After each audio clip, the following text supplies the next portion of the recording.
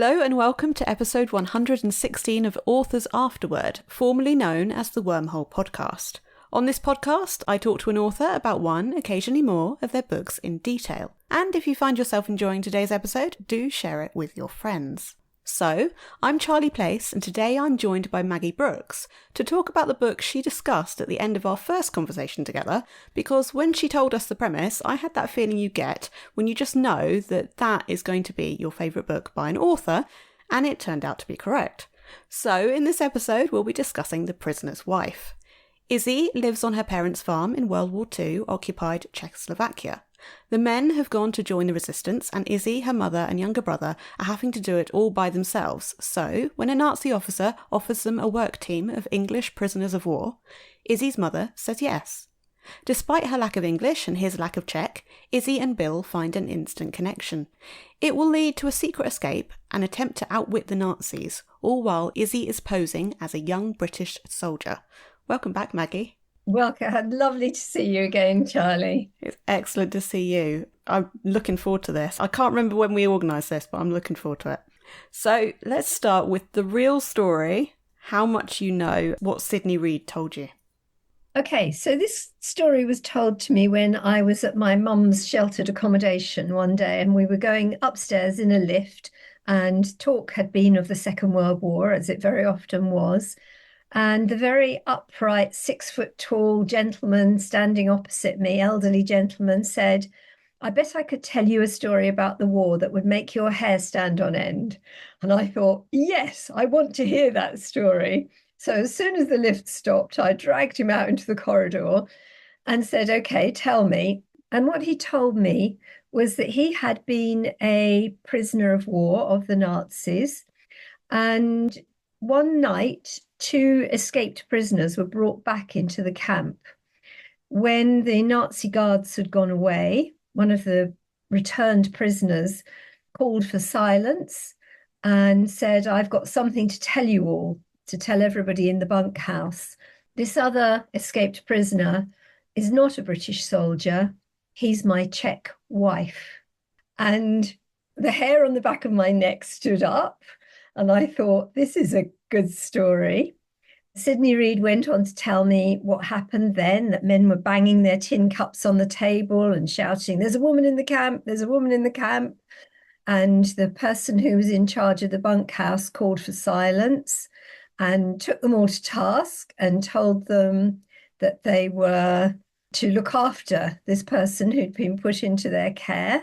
And the only way that they could hide her and keep her safe was to keep her safe in plain sight by hiding her as a British soldier, by disguising her as a British soldier. Because if she had been discovered by the Nazis, because she wasn't a combatant, she would have been shot as a spy. Sydney then went on to tell me that for the last 6 months of the war, she remained disguised as a British soldier and was protected by all the men around her.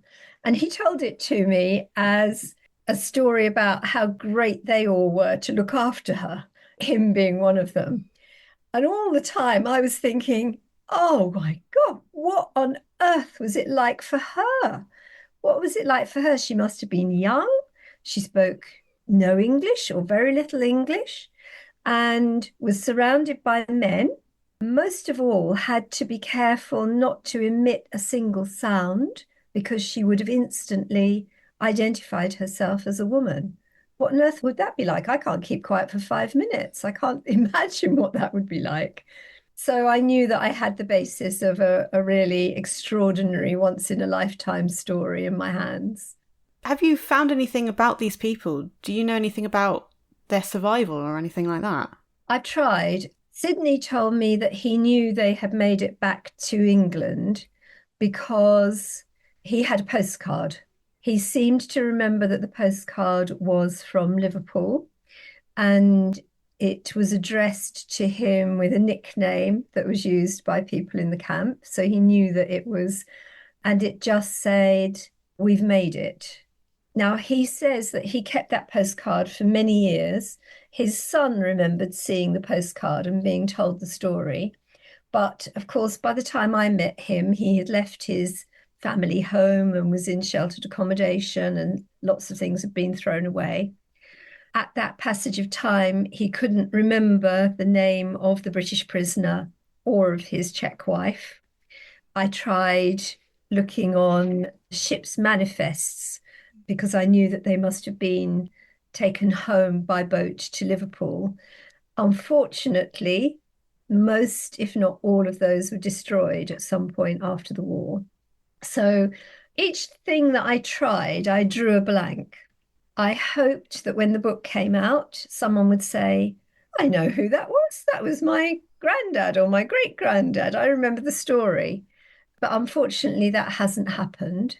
The book's also been published in the Czech Republic, and I've had various Czech amateur historians contacting me and saying, we'll try this end. We'll try to find out who she might have been at this end. But I've made up a lot of the details of where her farm was. I knew that it had to be in a certain area. She had to have come from a certain area, but the rest of that was filled in by imagination. So I have not been able to track down the people that the book is about. And for a little while, perhaps as readers might, I thought, can this really be true? And then two things happened. One was that I remembered him, and he was a man by then in his mid-80s.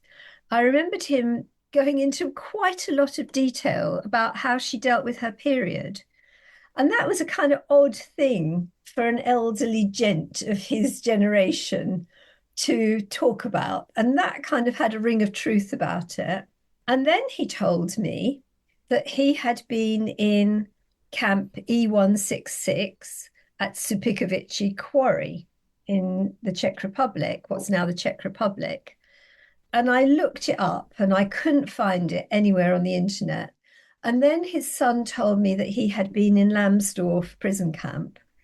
And when I went onto the Lambsdorff prison camp site, I found a list of the work details that men were sent out on, the work groups. And each one of those that was a work detail for British soldiers began with an E number. And E166 was Supikovici Quarry. And suddenly there was enough there for me to think, yes, I do believe this story. Everything you've got there is adding up, yeah. I think I found the list as well. It's on Wikipedia, which is quite interesting. I was going through the page for Lambsdorff. I think it was a Lambsdorff. And it just scrolling, and the list is there. It's incredible they've still got it. So, yeah, that quarry story is at least somewhat founded in fact then, which is fascinating. And I actually noted down, you said when you started telling us that the couple had come back after an escape. Is that correct? Well, that was Sidney's assumption. Sidney said that the camp he was in, and I've not found details of this, was used, among other things, as a punishment camp for people who had escaped. And so I can only assume that's how, because he would have escaped, Bill, or whatever the real person was called, would have escaped from his work detail, would have gone missing from his work detail, and therefore been on the run and taken back into the Lambsdorff main prison camp. Okay, because I wondered if what you meant is that the person who's Izzy had been there for a while before anyone knew. No, I don't think so. I think this was her first experience of being in a prison camp, and they had just gone on the run hoping to make it to a safe country, which, they were in the Czech Republic and then later in what we now call Poland. It was a heck of a long way to any safe space. They had to get up to the Baltic or through to the Channel ports. The British prisoners were deliberately put in Lambsdorff because it was as far from home as the Nazis could put them. And so there was really no chance of escape. Okay, yeah. I wanted to ask, how much did your work with the BBC help in this book, in the research or anything? Because I think you made documentaries that were about the war. You're quite right. I knew what to do and how to go about it because I had been a producer of historical documentaries for the BBC. And that varied between fairly light-hearted historical documentaries and very serious stuff. But it meant that I was familiar with archives. I was familiar with, the traditional methods of getting information. We didn't have the internet when I worked for the BBC. That would have made a big difference. But it meant that I knew how to research through the archives at Kew, for example. I went and I looked to see where I could find people coming home from Lambsdorff and whether anybody else told this story. So I tried various kind of traditional routes. And it also helped me a lot to think about how to structure the story. I think that's the other thing that I got from my documentaries experience was how to recognize a good story when I stumbled across one, how to do the research for it, and also how to begin to structure it. It's something I wanted to ask you for a while, actually. You've probably done loads, but what documentaries that we might have heard of maybe, or the more famous ones, etc., did you work on? I worked on BBC Two, big documentary series for BBC Two, one called Now the War is Over, about the immediate post-war period. I made films for the Time Watch series, one about the Russian Revolution and the way that it was captured in film and the way that film was misused to give false effects. A very big series for BBC Two called All Our Working Lives, about the history of different industries in Britain. So a variety of different things. You wrote a narrative poem first, I believe. Can you tell us about this and how it transitioned? I was told this story in 2008. And at that point, my main writing was as a poet. I'd had 3 poetry collections published, I think, at that point. And I thought, I'll just write a little poem about this story and be done with it. And the poem kind of grew and grew and grew until it wasn't a little poem anymore. It was a long narrative poem. And even as a poet, the words long narrative poem kind of strike fear into my heart. And I think, who's going to read that? Anyway, I had the structure, I had the characters very quickly, but the same characters that appear in the main book. I then found a wonderful poetry e-zine called Snakeskin, who agreed to publish the poem and agreed to also include an MP3, a sound version of it. So I recorded myself reading it, and those went up on their site. And I thought, okay, I've done with that now. I've finished with that now. I'll move on to something else. And I did move on to other things, but it kept nagging at me. I kept thinking, do you know what? That was a damn good story. It's a pity that only the tiny audience for long narrative poetry will ever see it. I perhaps ought to have a go at writing it as a novel. I went back, first of all, to see Sidney Reed to see if he could remember any more. And sadly, by the time I went to see him, his memory was not very clear. What he did tell me was all very muddled. And I got hold of his son and tried to get some more information there. And then I started to do research about what information he had given me. It was then that I discovered about the Long March, which I hadn't previously known about. So I was then embroiled in a lot of detailed research. I'm only second generation from the war. My parents were both in the war. And yet I had never heard of, it's sometimes called the Long March, sometimes called the Death March through Europe.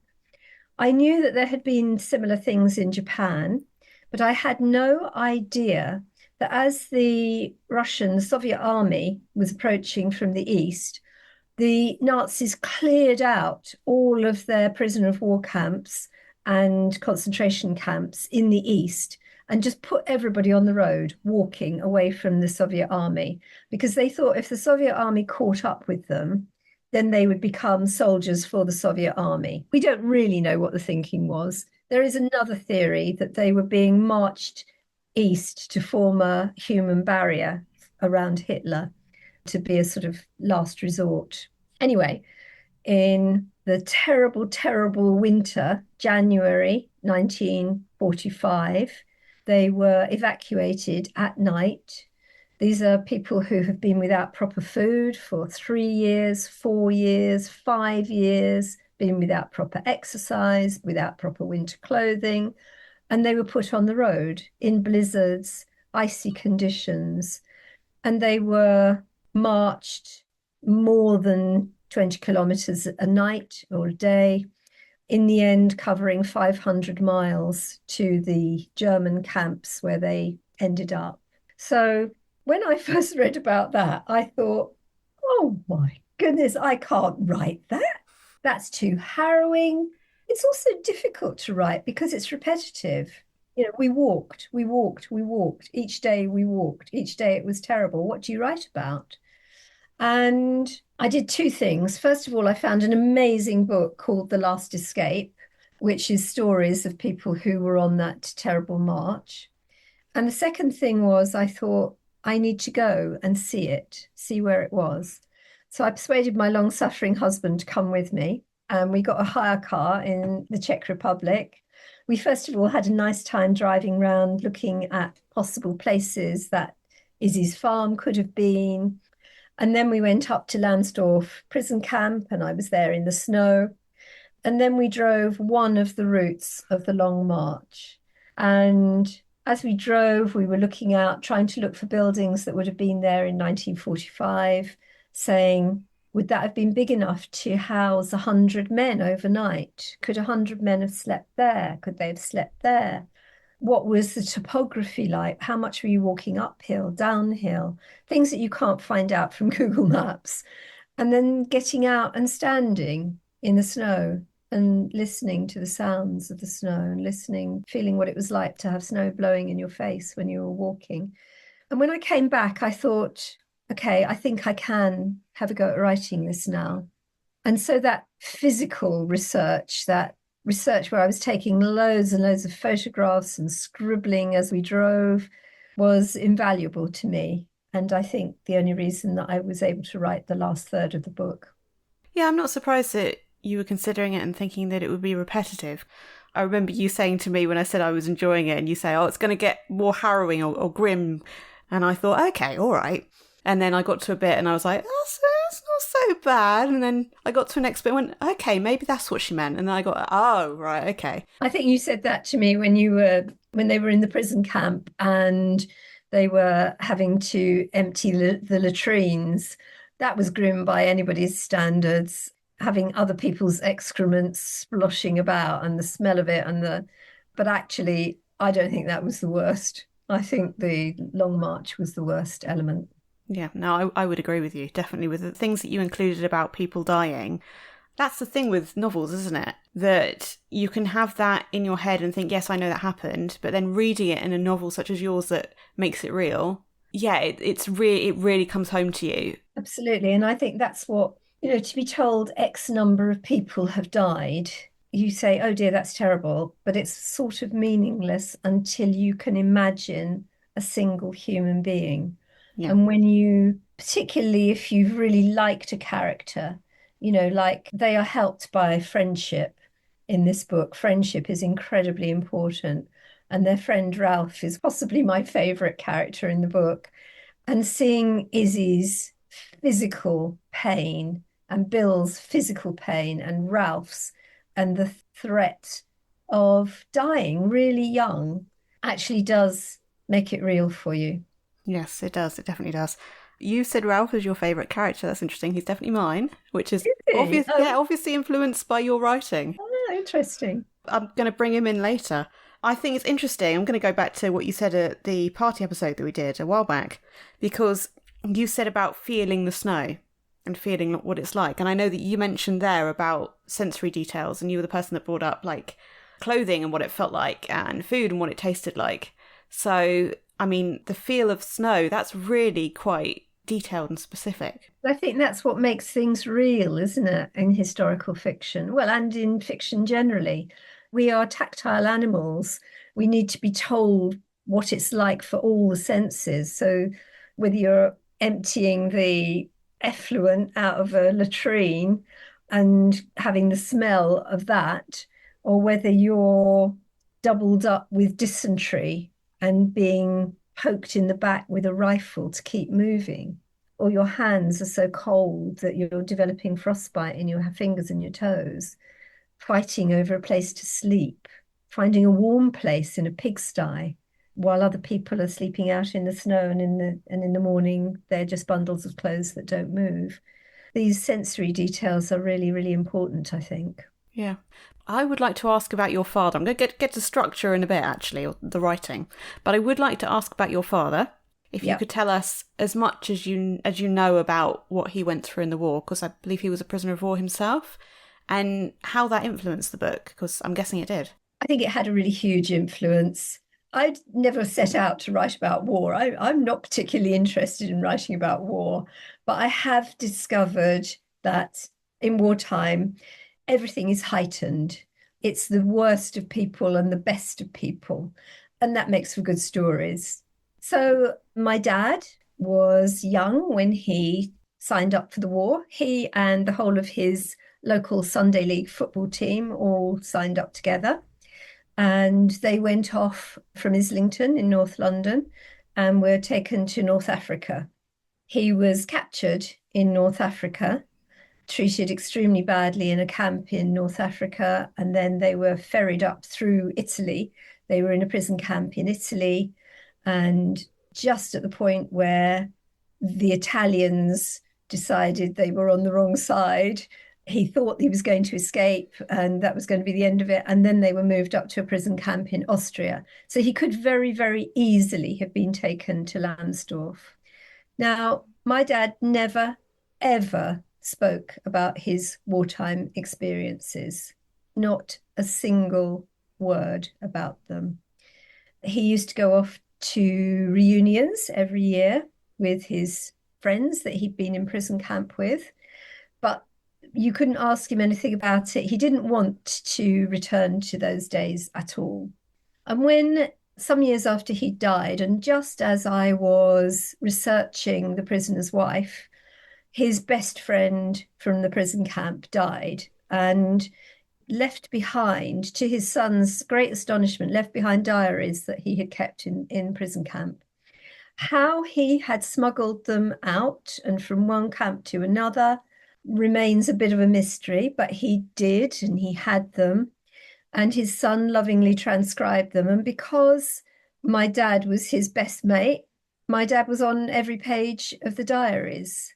So his son gave me one of the very few copies that they had made, and I learned all about the horrors that he had experienced. And he was, oh, what a lovely man, what a kind man.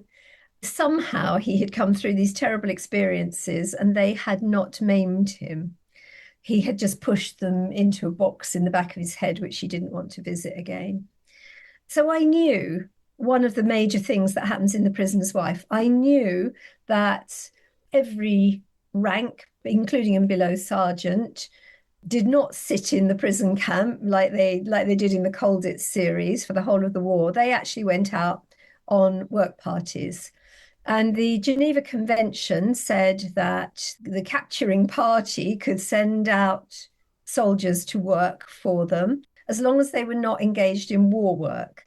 Now, it has to be said that the Nazis sent people out to do all sorts of things that we might consider were war work, working for chemical industry, working in the mines. My dad was lucky in a way. He was building roads in Austria.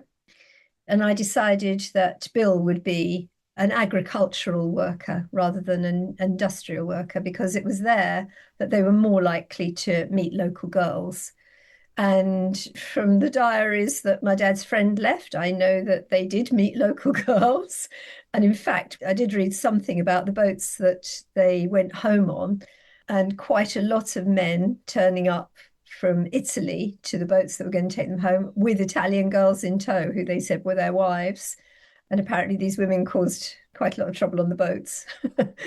So it was not unknown for men to be able to have liaisons with local girls. So I could imagine that happening. So from my dad's experience, anybody who's read the book will recognize Bill's experience, which brings me slightly to an editorial change.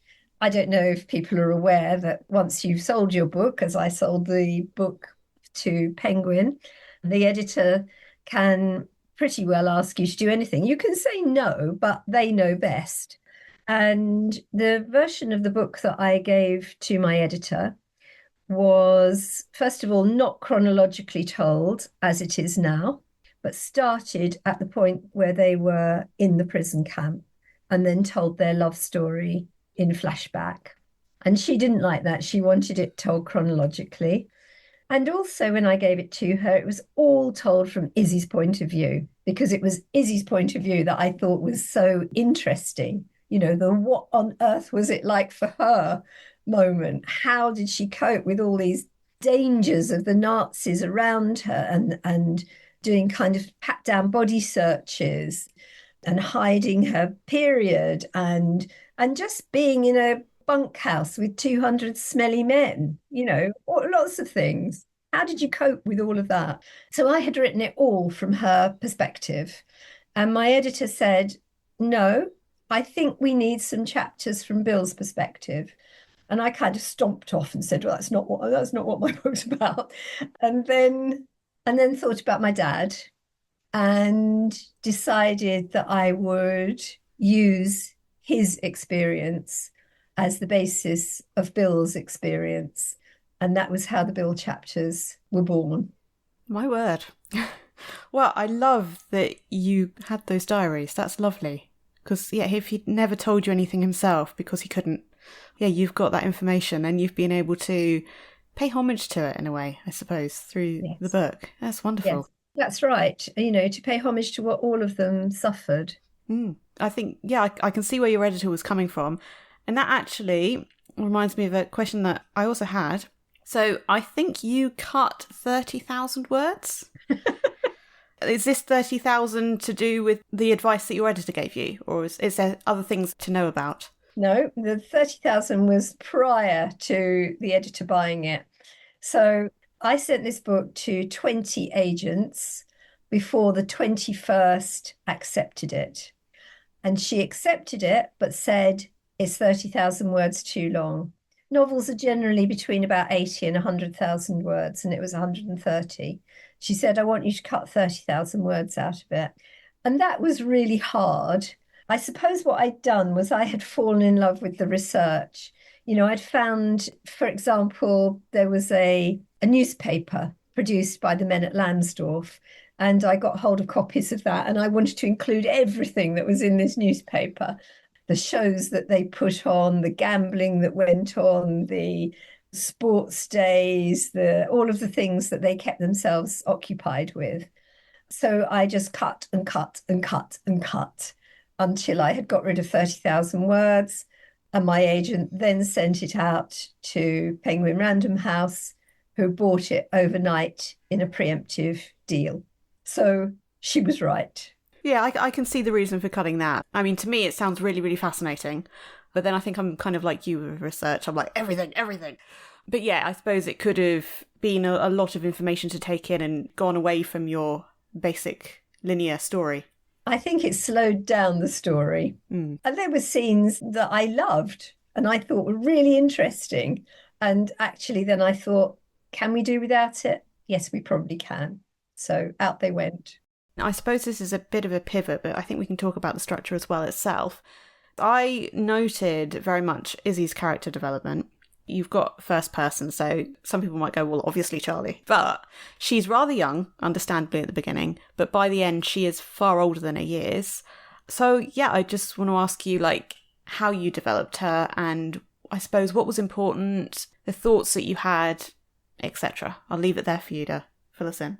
Well, I started off by thinking about what would this girl be like? What would this girl have been like who would run off with a British soldier and leave her home? And I thought, well, she would have been very bored through the years of the war. She's stuck on a farm. There's no young men around. Suddenly there's excitement in her life. She would have had to have been daring and courageous. So I started to piece together what her character must have been like in order for her to do the things that she did. Foolhardy, perhaps, rebellious, those sorts of things.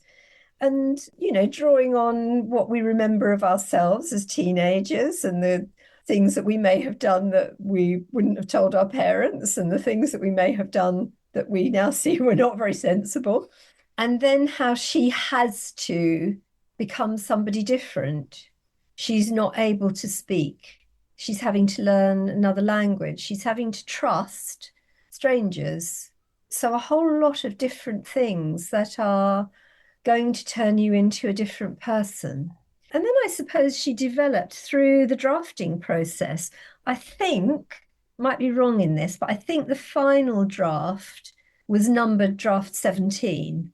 Now, that doesn't mean, or perhaps it does mean it was completely rewritten 17 times, but probably more than that, actually. Each little section I would go over and go over and go over, and you'd think, what's she really going to be thinking here? And having her first person help me get into her head, help me try to see the world through her eyes. And I thought that was really important, that if she can't speak in dialogue, it was really important that we were hearing her thoughts very, very close up. And I had a lot of thinking about, but she's thinking in Czech. Do I have to write in some kind of pidgin Czech? And then thought, no, I definitely don't want to do that. That's, I think, is how her character developed to the really strong, courageous woman she is at the end. I wonder if I can get you to be a bit more detailed on something that I really liked with that. In that you've got Izzy's use of the soldier that she effectively becomes, the Cousins, Algernon Cousins. And she takes on this persona and she thinks about who she would be if she was him, effectively. And first it's kind of just referring to him in her mind. And you're like, okay, yeah, she's just thinking this, that and the other. And then it almost becomes that she becomes him, and that increases her strength. I certainly didn't mean to imply that a woman can only be strong by acting like a man, because I don't believe that for 1 minute. Oh, certainly. But I felt that in this particular case, she had to, first of all, I walk like a girl. She'd have to learn how to not walk like a girl. So she tries to think about this invented person, Algernon Cousins. She invents for him a whole kind of backstory that enables her to act in certain ways. So would she look into the face of the German who is counting them, or would she not? What would Algernon do? What would Cousins do? I suppose it's like method acting, really, to get into role in such a way that she can protect herself. And it was helpful to me in thinking about how to develop her character, but also, I think, helpful to her to survive. Yeah, it helped her deal with the situation and, blend in as well. I did love the development of language as well with her. You talk about it at length at the start, and she's thinking of Czech and she's thinking of English and she's learning English. And then later on, you leave that out, that literal reference to language. And then you leave it totally in the subtext. Yeah, I've noted here, like Max lending Izzy Jane Eyre. You don't comment on it, he just lends it to her. And that in itself just says so much about her progress as a person and her language development, which I found lovely. Well, I suppose it's always said, isn't it, if you want to learn a language, you just have to immerse yourself in it. And there she would have been, completely immersed in English, everybody speaking English all the time around her. And the strange words that are part of the soldiers speak. But I have her at one point saying, am I going to go to England and be using words that soldiers in a barrack room use without even knowing it? But she can't speak. She doesn't speak those words. Those words are only spoken in her head. And then starting to read things, because they did have access to books. And obviously it was a way to pass those endless days. And it seemed to me that Bill would have read aloud to her. And that would be something really rather charming and lovely that they did together. And he could start off by reading the camp newspaper and showing her the words, and then slowly starting to read proper novels to her. It's fascinating. I'm going to get onto Bill again, kind of, because you said about structuring. And I suppose I want to ask, when it came to working with what your editor had suggested in including these chapters, how did you do that? Did you just simply slot the third person narrative in? Did you have to change what you'd already written to work around it? A bit of both, really, because of course, as soon as I started to write about him, he had his own perspective and his own view. So what he was seeing and thinking changed. And I think it was a good call, I think, to include Bill's point of view, because it rounds somebody if you see them as someone else sees them, as well as the way that they see themselves. So it rounded Izzy's experience and also brought Bill to life much more strongly, rather than just being the boy that Izzy had fallen in love with. He was the man who was charged with keeping her safe. So, I wrote the first chapter from Bill's point of view and I sent it off to my editor and I thought, well, she'll either like that or she won't, in a kind of very indignant kind of way. And she came back and said, yes, that's exactly what I wanted. Give me more. And I didn't want to alternate one from her, one from him. So there are far fewer chapters from Bill's point of view than there are from Izzy's. I wanted to keep it her story. But there are enough, I think, to give this rounding of the whole story. Yeah, certainly. Yeah, certainly. I mean, I definitely have a very strong picture of Izzy in my head. And yeah, I have less of one of Bill, but I think that's appropriate, isn't it? And also, I think because there's a lot going on with the other male characters as well, who I've got better pictures of. But yeah, it is very much Izzy's story. Yeah, it also brings us to the title, that I wanted the title to be The Girl Made of Silence. But my editor didn't like that, and they came up with The Prisoner's Wife, which I was a little bit sorry about because she's so much more than somebody's wife. Yeah. And I wanted her to be more central than that. But titles and covers are what sell books, so you have to bow to those things. Yes. So you said about Ralph being your favourite character, and I think, yeah, he's my favourite character. And there were some things that I did want to ask specifically. You've got this conversation on class with Ralph, and also with who he is.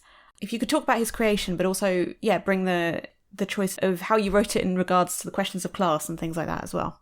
Well, Ralph and Max and Scotty, the three characters who really surround her and help her and save her, came to me very early on when I was writing the poem. They're there in the long narrative poem. Brief, but they're there. There's a great joyous moment when you're writing where something happens that you're tapping away at your computer and it's conversations are happening and suddenly a character says something that you weren't expecting them to say, as if they have just become real and stepped into the room. And that is so joyful. And Ralph was there. Ralph was someone who stepped into the room. And I wanted there to be discussions because Izzy wouldn't have been aware of the British class system. Bill was quite a long way down the ladder. The Scotty is further still.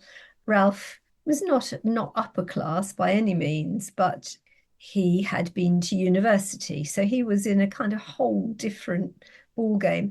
And it was one of those fascinating things that people were thrown in together during the war with people from very, very different backgrounds from themselves. So I wanted to explore that. It's not a central theme of the book, but it was something that seemed important to me. I'm going to stick on Ralph, although this is obviously towards the end of the book, but can you talk about your decision to leave his fate open-ended at the end? Yes, I had hoped that there might be a sequel to the book, and I would still like to write about these characters in the late 40s and 1950s in the Britain that they came back to, because they would all have been subject to prejudice in different ways.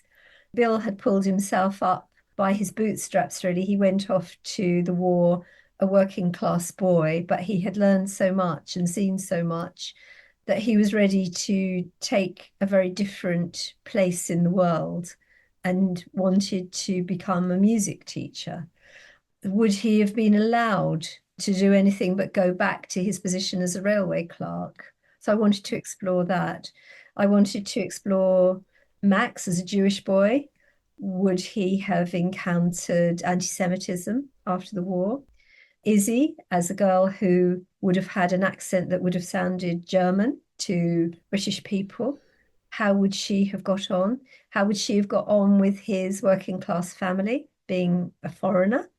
And Ralph, who it's never spelt out explicitly, but it seems pretty clear that Ralph is gay and would have had to face prejudice of his own kind when he returned. So I wanted to explore how life would be for them. I decided I would leave Ralph's fate in the balance because it was in the balance for so many people. Did he make it back? Didn't he make it back? And I didn't want to tie up every end. Similarly, I could have brought Izzy and Bill back to the UK. And at one point, I had actually written a letter that was a letter that she sent to her mother some years later as an epilogue. And then we decided, no, it was better to leave it at the point where they're looking forward to this brave new world that they would be part of.